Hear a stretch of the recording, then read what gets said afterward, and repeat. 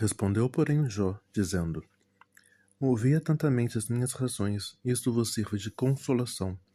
Sofrei-me, e eu falarei, e havendo eu falado, zombai. Porventura eu me queixo de algum homem, porém ainda que assim fosse, porque não se angustiaria o meu espírito? Olhai para mim, e pasmai, e ponde a mão sobre a boca, porque quando me lembro disto, me perturbo, e a minha carne é sobressaltada de horror. Por que razão vivem os ímpios, envelhecem e ainda se robustem em poder? A sua descendência se estabelece com eles perante a sua face, e os seus renovos perante os seus olhos. As suas casas têm paz, sem temor, e a vara de Deus não está sobre eles. O seu touro gera e não falha, pare a sua vaca e não aborta. Fazem sair as suas crianças como um rebanho, e seus filhos andam saltando. Levantam a voz ao som do tamboril e da harpa, e alegram-se ao som do órgão. Na prosperidade gastam seus dias, e num momento descem à sepultura. E todavia dizem a Deus: Retira-te de nós, porque não desejamos ter conhecimento dos teus caminhos. Quem é o Todo-Poderoso para que nós o sirvamos, e que nos aproveitará que lhe façamos orações? Vede, porém, que a prosperidade não está nas mãos deles. Esteja longe de mim o conselho dos ímpios. Quantas vezes sucede que se apaga a lâmpada dos ímpios, e lhes sobrevém a sua destruição? E Deus, na sua ira, lhes reparte dores. Porque são como a palha diante do vento, e como a prágana que arrebenta o redemoinho. Deus guarda sua violência para seus filhos, e dá-lhe o pago, para que o conheça. Seus olhos verão a sua ruína, e ele beberá do furor do Todo-Poderoso. Por que prazer teria na sua casa, depois de morto, cortando-se-lhe o número dos seus meses? Porventura a Deus se ensinaria ciência, e ele julgaria os excelsos?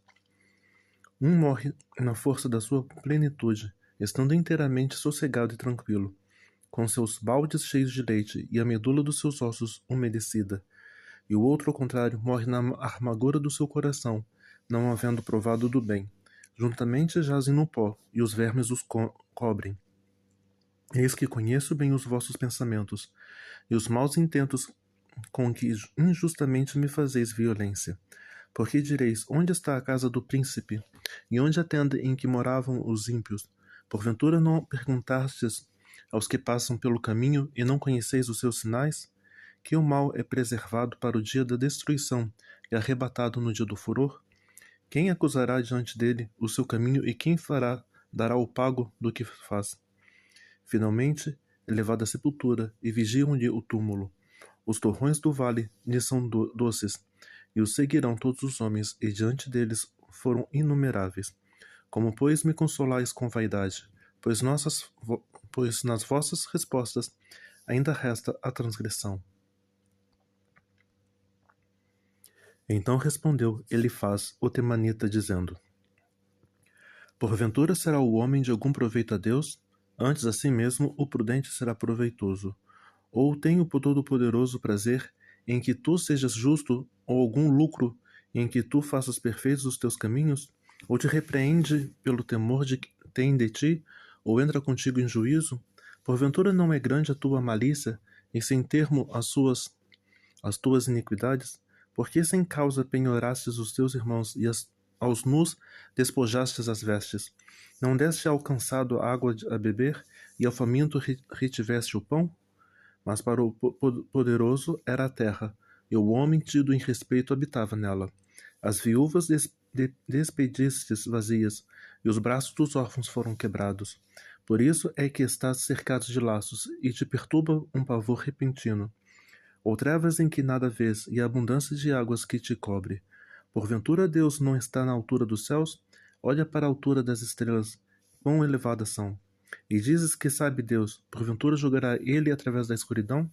As nuvens são esconderijos para ele, para que não veja, e passeia pelo circuito dos céus. Porventura, queres guardar a vereda antiga que pisaram os homens iníquos? Eles foram arrebatados antes do seu tempo, sobre o seu fundamento um dilúvio se derramou. Diziam a Deus, retira-te de nós. E que foi que o Todo-Poderoso nos fez? Contudo ele encheu de bens as suas casas, mas o conselho dos ímpios esteja longe de mim. Os justos o veem e se alegram, e o inocente escarnece deles. Porquanto nosso adversário não foi destruído, mas o fogo consumiu o que restou deles. Apega-te, pois, a ele, e tem paz, e assim te sobrevirá o bem. Aceita, peço-te, a lei da sua boca, e põe as suas palavras no teu coração. Se te voltares ao Todo-Poderoso, serás edificado, e se afastares a iniquidade da tua tenda, e deleitares o teu tesouro no pó, e o ouro de Ofir nas pedras dos ribeiros, então o Todo-Poderoso será o teu tesouro e a tua prata acumulada. Porque então te deleitarás do Todo-Poderoso e levantarás o teu rosto para Deus. Orarás a ele, e ele te ouvirá, e pagarás os teus votos. Determinarás tu algum negócio a ser-te-á firme, e a luz brilhará entre seus caminhos? Quando te abaterem, então tu dirás: haja exaltação, e Deus salvará o humilde, e livrará até ao que não é inocente, porque será libertado pela pureza das tuas mãos.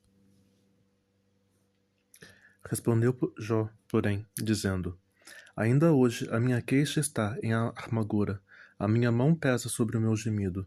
Ah, se eu soubesse onde poderia achar, então me chegaria ao seu tribunal. Exporia ante ele a minha causa, e a minha boca encheria de argumentos. Saberia as palavras com que ele me responderia, e entenderia o que me dissesse. Porventura, segundo a grandeza do seu poder, contenderia comigo? Não, ele antes me atenderia. Ali, o reto pleitaria com ele, e eu me livraria para sempre do meu juiz. Eis que se me adianto, ali não está, se torno para trás, e não o percebo. Se opera à esquerda, não o vejo, se o encobre à direita, não o diviso. Porém ele sabe o meu caminho, provando-me, ele sairei como o ouro. Nas suas pisadas os meus pés se afirmaram, guardei o seu caminho, e não me desviei dele. Do preceito de seus lábios nunca me apartei, e as palavras da sua boca guardei mais do que a minha porção. Mas se ele resolveu alguma coisa, quem então o desviará?